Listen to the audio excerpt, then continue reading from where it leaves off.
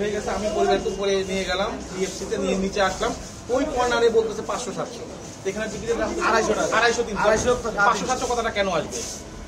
এটা একটা সন্দেহজনক। তারপরে একটু পরে একজনকে বললাম যে টিকিট একজনকে যত ইচ্ছা দেওয়া যায়, একজনকে কটা টিকিট দিচ্ছেন, এতগুলো টিকিটে বিক্রি হয়ে গেল, কয়জন লোক নিচ্ছে, বলো যে একজনকে যত ইচ্ছা দেওয়া যাবে। এটাও একটা অনিয়মের মতো কিন্তু এই হলো অবস্থা। এখন আমরা বললাম যে লিস্ট দেখেন কার কাছে বিক্রি করলেন এতগুলো টিকিট, বললেন না লিস্ট দেখানো যাবে। একজন লোক 50টা টিকিট নিয়ে যাবে নাকি? একজনের তো পরিবারে 50 জন ছবি দেখতে আসবে, 5 জন আসতে পারে, 7 জন আসতে পারে, এই লিস্ট আমাদের দেখাবে। এই হলো আমার দাবি যে আপনারা করেন যে এখানে একটা অনিয়ম হচ্ছে। কারণ অনেক দূর থেকে সবাই আসছে, কিন্তু পরিবার নিয়ে আসতে, গাড়ি ভাড়া করে সাজগুজ করে আসছে, তারা ছবি দেখতে আসছে, আবার ফিরে যাবে, আবার আরেকদিন আসবে, এটা তো হতে পারে না। আজকে আসছেন কতক্ষণ অপেক্ষা করতে হবে? এই আধা ঘন্টা যেমন বলতেছে টিকিট শেষ হয়ে গেছে। আগামীকালকে দেখতে হবে।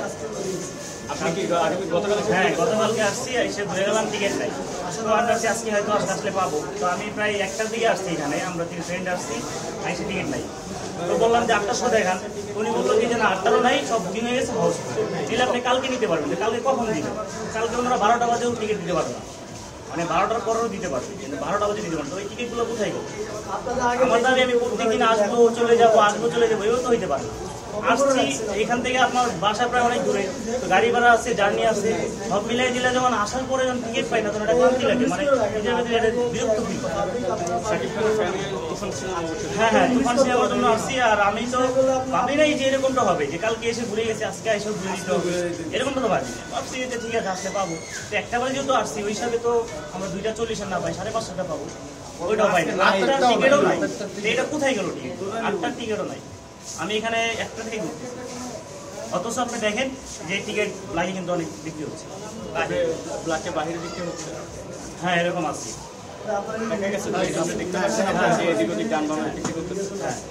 তো এখানে তো আর কিছু বলার নাই, কারণ আমরা টিকিট যেটা লিগেল দাম 250 থেকে 350 টাকা, তো ওইখানে যদি আপনার 250 টিকিট 500-700 করে বিক্রি করে, তাহলে তো হবে।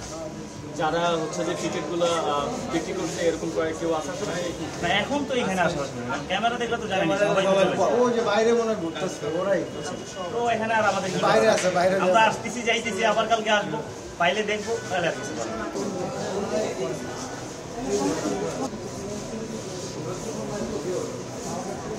আমরা প্রথম থেকে যে ক্রাউড নিয়ে আমরা ছবিটা রিলিজ দিয়েছি, আমরা যা এক্সপেকটেশন করেছিলাম তার থেকে কয়েক গুণ বেশি পাবলিক রেসপন্স করেছে। 1 আর 2 হচ্ছে তুফান মুভির একটা এমন একটা পেজ পাবলিকের মধ্যে আছে যে এই পাবলিকের পেজটা এরকম যে আমাদের ঈদের দিন কালকে হাউসফুল গিয়েছে, আজকেও আমাদের কাউন্টার সকালে ওপেন হয় 11টায়। আমি পার্সোনালি বলি, আমি সকাল 8টা থেকে পাবলিকের ফোনের জ্বালায় আমি ঘুমাতে পারি। সকাল 8টা থেকে পাবলিক আমাকে এত জ্বালান জ্বালাইছে।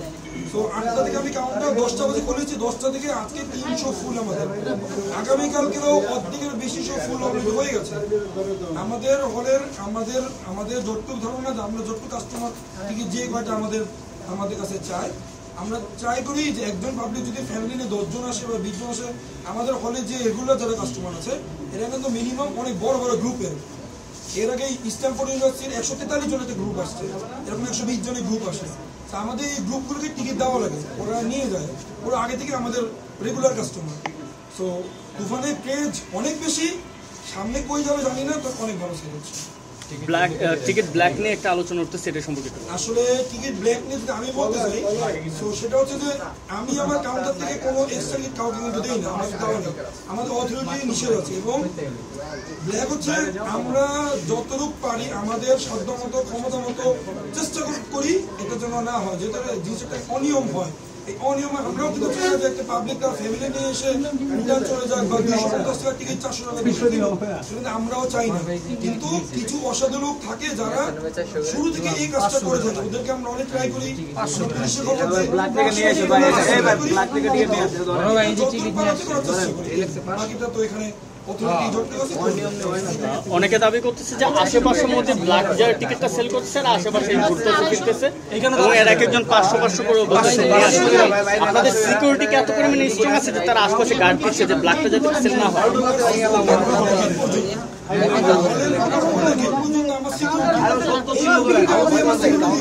এর বাইরে রাস্তার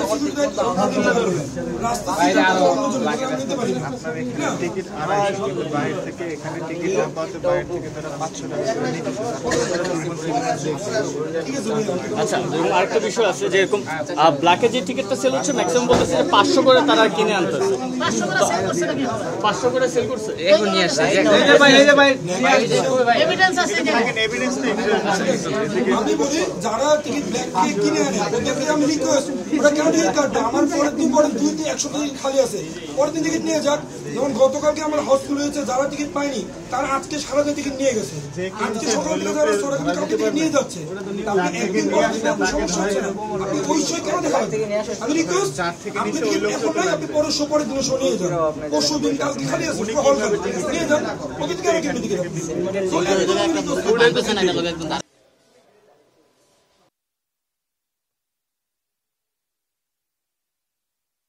টিকিট পাই না কি করবো? কষ্ট করে আইলাম 1200 টাকা 7 জন আছে, টিকিট পাই না। এই যে শাকিব খানের সিনেমাটা আপনি দেখতে পাচ্ছেন, এটা আপনার খুব অন্য জায়গায় দেখা লাগবে আর কি করা যাবে, চেষ্টা চলবে। এই সিনেমা কেন এত মানে দেখতেই হবে? আরো তো সিনেমা আছে, তুফান ছুড়ে লাইতেছে, দেখেন নাই আপনি? তুফানের তাণ্ডব তো দেখছেন। গুরু ছবি দেখবো, একটু গুরু না গুইরা দেখবো, সমস্যা কি?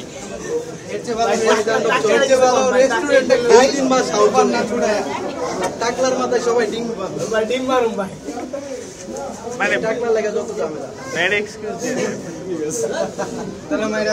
রিভেঞ্জ বলে হাউসফুল চলে, রিভেঞ্জের টিকিট পরে কিন্তু আমরা কালকেও ঘুরে গেছি 15 জন, আমরা বন্ধু বান্ধব মিলে সবাই আসছি, কালকে ঘুরে গেছি, আজকেও আসলাম। ওনারা বলতেছে যে কোনো শো নাই, তো এটা তো ভাই 2 নম্বরে হইতেছে বাস্তব। মানে এটা বাবা বাহিরেও আপনার ওরা ব্ল্যাকে টিকিট বিক্রি করতেছে 500-700 টাকা, মানে এটা আমরা সমাধান চাই, আর কিছু ওই যে 500 টাকা নিয়ে আসছে। হ্যাঁ, যে ভাই ব্ল্যাকে আনছি, এই ভাই আইছে আমার মনে করেন সোনি একটা দিয়ে, আইসে টিকিট নেই, কি করবো? তারপরে ব্ল্যাকে আনছে 500 করে। কালকে আসবো, বেলাকে বাইরে বিক্রি করতেছে কিন্তু কাউন্টারে তো টিকিট নেই, কারণ আমার তো বাধ্য হয়ে বেলাকেও কিনতে হবে। কারণ আমি যেহেতু একটা ছবি দেখতে আসছি আশা করে, এটা বারবার প্রতিদিন তো অনেক দূর থেকে আসা যায় না, আসা যায়, এই জন্য বেলাকে হলেও আমাদের কিনতে হবে বাধ্যতামূলক। এটা এখন করার কিছু নাই, এটা এরকম চলতেছে। এখানে টিকিট পাওয়া যায় না, বাইরে পাওয়া যায়, মনে করেন 200, 300, 400, 500 টাকা বেশি দিয়ে কিনতে হবে, আমাদের দেখতে হবে। সব জায়গায় সেম অবস্থা, টিকিটই নাই, ব্ল্যাকেও পাওয়া যায় না, এরকম করলে হবে নাকি? আমরা তো আসছি এখানে দেখতে সাকিব ভাইরা, ওই এর আগের ঈদেও আসলাম, এই তো সাকিব ভাইয়ের এই ফিল্ম চলতেছিল, সেম কাহিনী, এরকম টিকিট পাই না, খুবই কষ্ট লাগে। না না না, ব্ল্যাকেও তো পাচ্ছি না। হ্যাঁ, ব্ল্যাকেও শেষ। হ্যাঁ ভাই, কষ্ট তো লাগতেছে। বেশি না, 2-3টা, আমাদের ওই রায়ের বাজার ওদিকে একটা ছিল, ওইখানে দেখলাম, এখানে দেখলাম, এই আর কি। এখন ভাবতেছি যে স্টার সিনেপ্লেক্সে দেখতে হবে মনে হয়।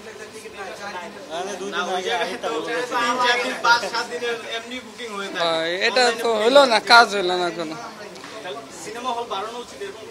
হ্যাঁ হ্যাঁ হ্যাঁ হ্যাঁ, দেখেন যদি শুধু ঈদের ছবি আসে তাহলে আমার মনে হয় সিনেমা হল বাড়ানোর দরকার নেই, কারণ শুধু ঈদে যদি ছবি আসে এটা তো সম্ভব না। হল মালিকরা কি করবে সারা বছর? আর যদি প্রতি সপ্তাহে মাসে একটা ভালো ছবি আসে, যেমন রায়হান রাফির মতো যদি আরও 10-5টা ডিরেক্টর হয়, তাহলে বাংলাদেশে হল আরও অনেক দরকার, যা আছে তার 10 গুণ দরকার। ভালো ছবি মানুষ দেখতে চায়, এটাই বাস্তব। ভালো ছবি যত ভালো হবে মানুষ তত আগ্রহী হবে। মানুষ আগে এই ঈদের ছবি দেখতে আসতো না, এত লোক হইতো না, কিন্তু এখন হয়। কেন হয়? বর্তমানে সিনেমার গল্পগুলো এত সুন্দর হয় যে মানুষ আকর্ষণ থাকে যে ছবিটা কবে রিলিজ হবে দেখব। আর এরকম হয়রানি হলে মানুষ মন উঠে যাবে ভাই, যে বেলাকে টিকিট কিনে তাও পাচ্ছে না, কিভাবে দেখবে বলেন?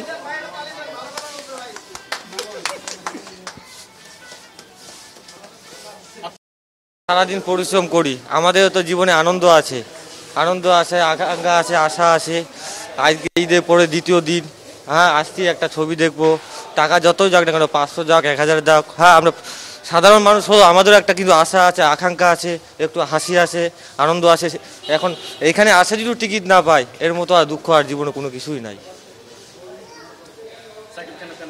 হ্যাঁ, সাকিব খানকে আমাকে খুব পছন্দ করি, প্রচুর লাইক করি। সাকিব খানের আমাকে খুব ভালো লাগে, ওই জন্য সাকিব খানের ছবিও দেখি। রাজা বাবু, রাজকুমার এগুলো ছবি দেখছি, সাকিব খানের মোটামুটি ভালো, ওই জন্য সাকিব খানের ছবি দেখতেই আসি।